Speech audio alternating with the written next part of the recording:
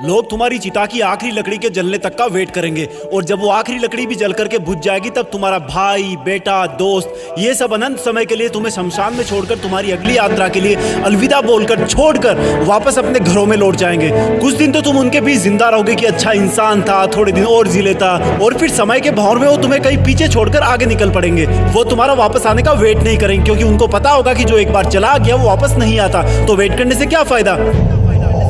बस तुम्हारी कहानी यहीं पर खत्म हो जाएगी।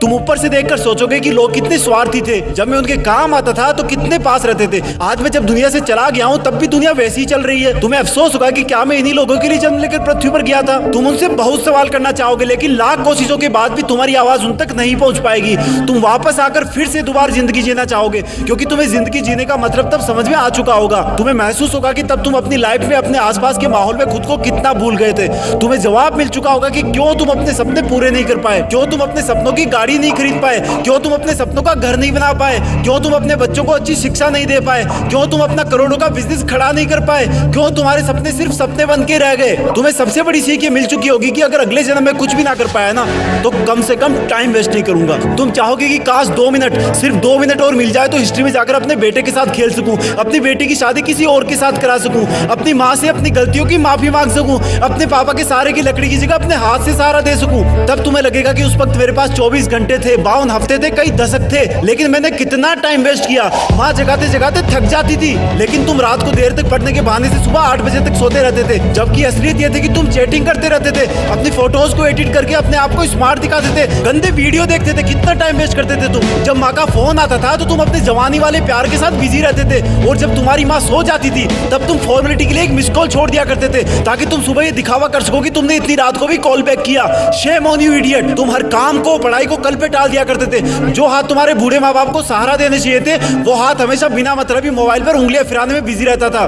तुमने कितने घंटे सुबह लेट उठने की वजह से बर्बाद किए। उन घंटों को मिला के कई दिन बन जाते। दिन से महीने और महीनों से कितने साल की जिंदगी तू एक्स्ट्रा जी सकता था। मेहनत करके अपने सपने पूरे कर सकता था, अपने माँ बाप को भी कहीं वैल्यूज एड कर सकता था। अब मरने के बाद 1 मिनट तो क्या, 1 माइक्रो सेकंड भी नहीं मिल सकती तुझे, क्योंकि जिंदगी में कितने ही साल पहले ही मिल चुके थे तुझे। पर थैंक गॉड कि ऐसा कुछ भी नहीं हुआ। अभी तुम अभी मरे नहीं हो। थैंक गॉड कि आज तुम थैंक गॉड बोलने के लायक इस धरती पर बचे हुए हो। तुम्हारा वक्त, तुम्हारे सपने अभी पूरे नहीं हुए हैं। तुम्हारे माँ बाप, घर वाले अब भी तुम्हारे सफल होने का वेट कर रहे हैं। तुम्हारा दिल अब भी तुम्हारे सपने पूरे होने का वेट कर रहा है। थैंक गॉड कि तुम्हारे हाथ की घड़ी अब भी तुम्हें वो दिन दिखाने का वेट कर रही है जब तुम एक हीरो की तरह लोगों के सामने खड़े होगे और लोग तुम्हारी रियल कहानियां सुनकर आंसुओं से भर जाएंगे, मोटिवेट होंगे। और उन लोगों को सबसे ज्यादा अफसोस होगा जिनने तुमको कुछ साल पहले मेहनत करने वाला ढोंगी कहा था, लेकिन फिर भी तुम्हारे मन में उनके लिए 1% भी बुरी भावना नहीं होगी। ये अलार्म कल भी बजेगा। अगर तुम उठ गए तो ये तुम्हारे जिंदा रहने का सबसे पहला सबूत होगा।